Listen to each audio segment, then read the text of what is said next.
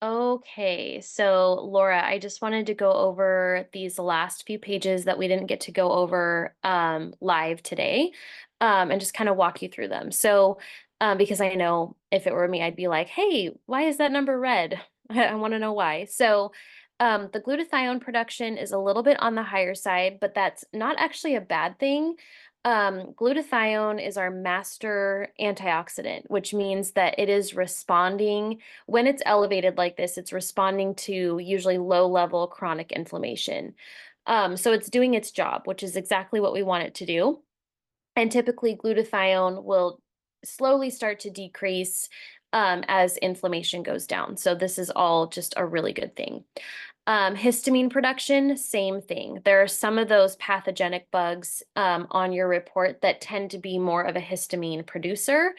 Um, and honestly, I actually have talked to the lab about this a couple times. I don't actually know why this is on the report because a healthy range is, they don't even have a healthy range on there. So your sample is just showing that, yeah, some of those bacteria are producing a little bit of histamine.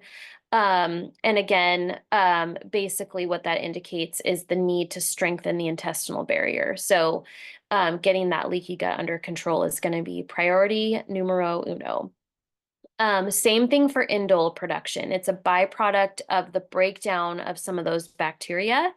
And it can bind to serotonin receptors, which is not always a good thing, especially if you have low serotonin or low serotonin symptoms. So again, it's just a smidge outside of the normal range. You can see here it's just, barely outside of the normal range.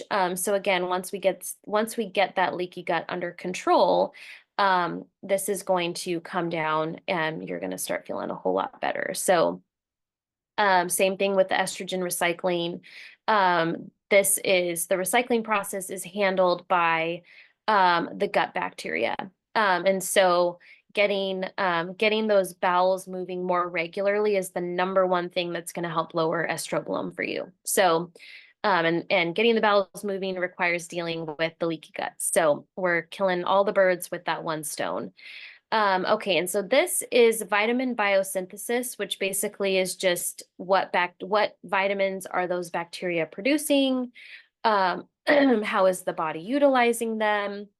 They don't necessarily indicate deficiencies or excess, which is why I kind of wish they wouldn't have it on here because it seems like when you look at it, it seems like there would be a deficiency or excess, but truly it could be if you took B6 that morning, and it shows that it's not fully metabolized by the gut, that it can show low or high.